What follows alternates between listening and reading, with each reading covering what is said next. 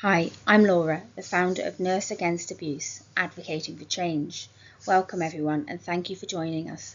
We will be discussing the early warning signs of domestic abuse, which are crucial for prevention and intervention. Domestic abuse is a serious issue that affects many people. Domestic abuse is a critical issue that requires our attention and action. Recent statistics from the report Key Findings from the Analysis of Domestic Homicides reveals the devastating impact on victims' lives. Between April 22 and March 23, there were 242 domestic abuse-related deaths, including 93 suspect victim suicides and 80 intimate partner homicides. National statistics shows minimal variation in these figures, raising concerns about the lack of improvement in addressing domestic abuse. Addressing this issue is essential for several reasons. Breaking the silence encourages victims to speak, educates and informs the public about the signs of abuse and how to support victims. Empowerment gives survivors the strength to speak out, while prevention initiatives educate individuals on recognizing and addressing abusive behaviors. Increased awareness drives policies and resource allocation.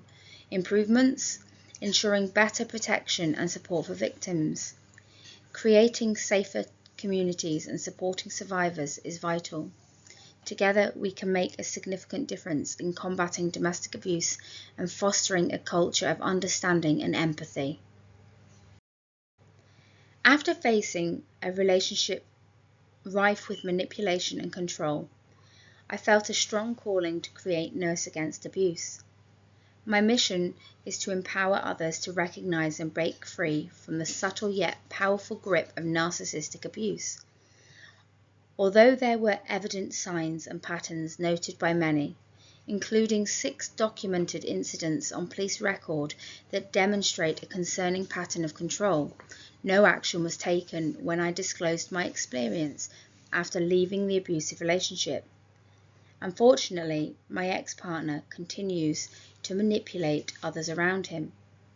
Listening to 3 other women who had endured similar situations gave me the reality check that I deeply needed.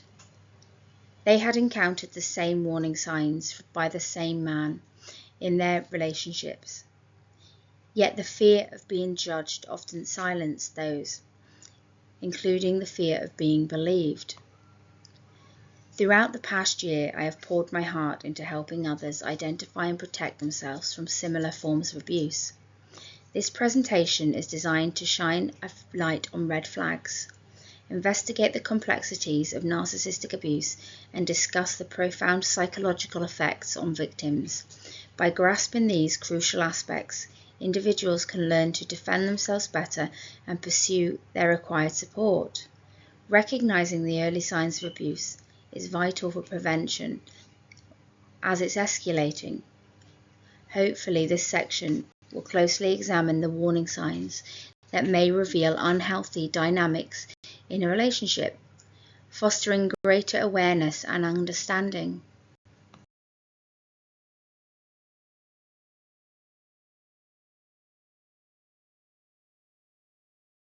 Covert narcissism is often subtle but deeply damaging.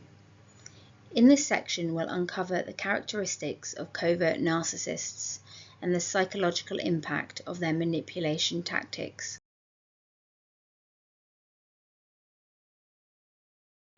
While covert narcissists may seem shy or introverted, they harbor a profound need for validation. Their subtle manipulation tactics often leave victims in a state of confusion and self-doubt.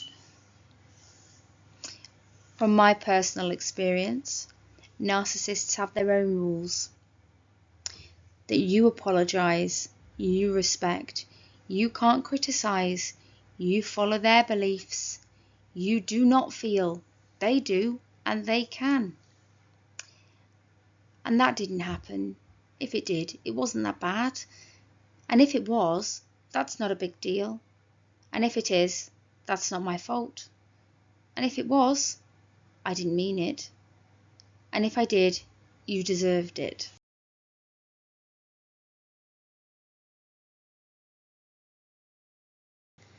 Manipulative behaviours can take various forms, often leaving those on the receiving end feeling confused and emotionally drained. Let's explore 3 common tactics: gaslighting, silent treatment, and passive-aggressive behaviour. Gaslighting is a strategy used to make someone doubt their own reality and perception. This manipulative approach can lead to significant confusion and emotional insecurity. For example, if a person insists that a conversation never took place, even when you clearly remember it, you might start questioning your memory and your grasp on what actually happened. Another pervasive tactic is the silent treatment, which is commonly employed to assert control or punish someone. By refusing to communicate, the person inflicts deeper feelings of rejection and isolation. Imagine having a minor disagreement, only to find that the other person ignores you for an extended period. This kind of behaviour can make you feel insignificant and desperate for a connection. Additionally, there's passive-aggressive behaviour, which is characterised by indirect expression of anger or frustration. Instead of addressing issues directly, a person displays this behaviour, and it may agree to help, but then intentionally do a poor job or delay completing the task, creating discomfort and irritation for the other person and leaving them frustrated but unsure of how to respond. Understanding these behaviours can help individuals recognise and address unhealthy dynamics in their relationships, fostering healthier communication and emotional well-being.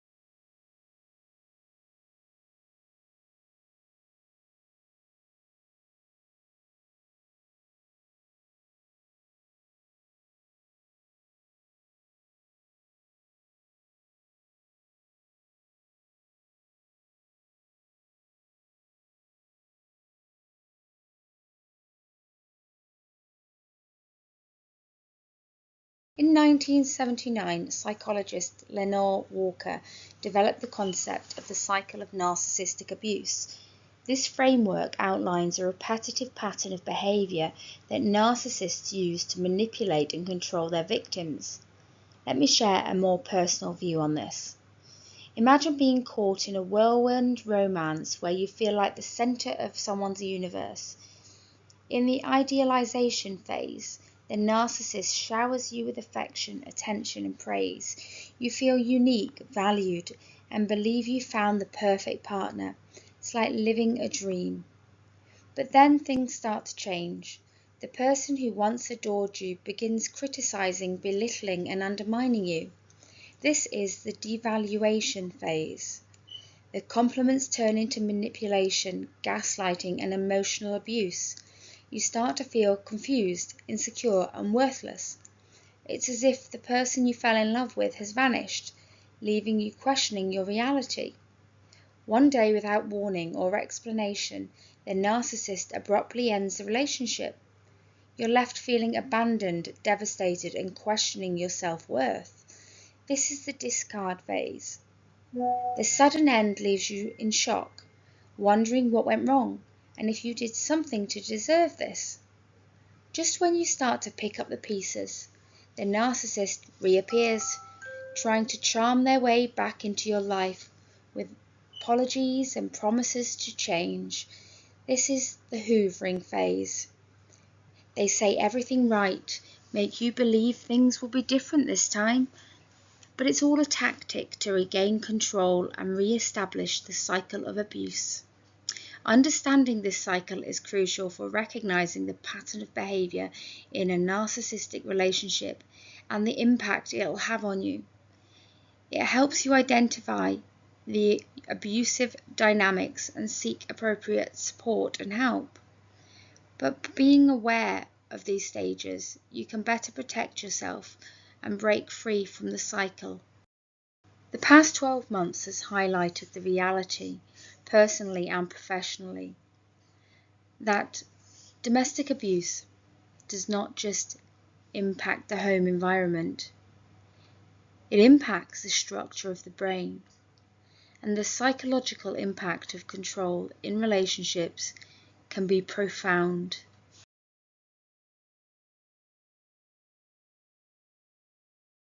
Emotional and psychological abuse can have lasting effects on the brain. Constant stress releases cortisol, a stress hormone, which may cause chronic headaches and fatigue. Imagine feeling constantly anxious, like there's an invisible threat looming over you. That's what it's like as a victim of psychological abuse. The experience changes the structure of their brain. Prolonged stress can shrink the hippocampus, impairing memory and concentration, and making it hard for victims to focus. The continuous stress also weakens the prefrontal cortex, and it affects your decision-making skills and emotional regulation, and on occasion can lead to erratic behavior. Chronic stress can enlarge the amygdala and heightens anxiety and fear, and it makes victims feel constantly in danger. These changes contribute to cognitive confusion and emotional instability, making victims feel as if they are always walking on eggshells. And it leads to persistent self-doubt, and it provides a weapon for the abuser to use against you, to blame you for their actions, because you're already confused. The structure of your brain has already been damaged. The brain may be damaged, but as discussed in the previous presentation surrounding neuroplasticity, there is a possibility for healing with the right therapy, with time, the right people around you, and avoiding any further damage occurring to the brain. That's why it's so important to reach out and seek support. Emotional and psychological abuse can also impact overall well-being. Victims can feel worthless, isolated from friends and family, and experience chronic anxiety and depression. They may have flashbacks and nightmares and severe anxiety, making it difficult to trust others. The stress can manifest in physical symptoms like headaches, digestive issues, and chronic pain. Forming healthy relationships may become challenging, leading to self-harming behaviours, suicidal thoughts, and some victims may turn to substance abuse to cope, feeling deep guilt and shame. Creating a safety plan is an essential top tip in protecting oneself from abuse.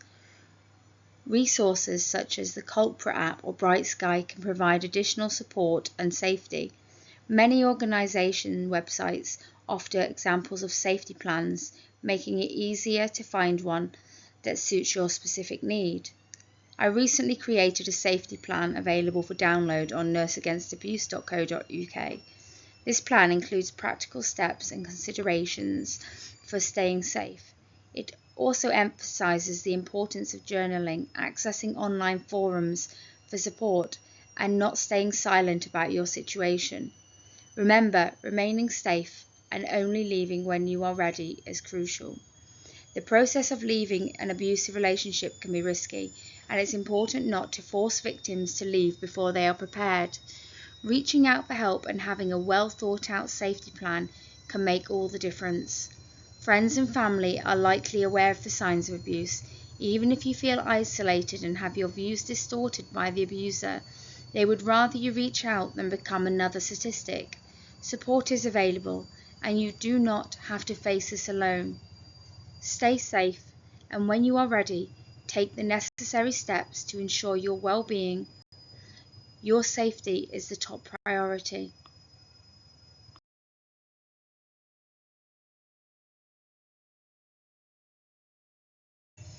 Focus on maintaining your mental and emotional health in all of your relationships. It's essential to recognize red flags and be aware of signs of potential abuse, as well as understand narcissistic behaviors. Use resources such as Claire's Law and Sarah's Law to ensure your safety and make informed decisions. Trust your instincts and listen to your gut feelings about relationships, people, and situations. Establish clear boundaries to define what is acceptable and what is not in your interaction with others. Don't hesitate to seek support when needed. You deserve respect and genuine care from others. Stay informed and vigilant, knowing that not everyone has your best interests at heart. Finally, empower yourself by reinforcing your safety and well-being in all areas of your life. Remember, you are not alone, and there is help available. Taking these steps can significantly impact your journey towards a healthier and safer life.